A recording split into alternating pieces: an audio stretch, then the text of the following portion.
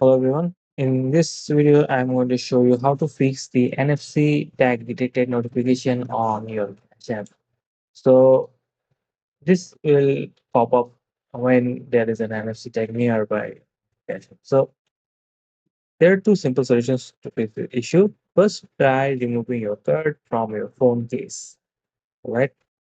Or stop holding your card in the same hand as your phone.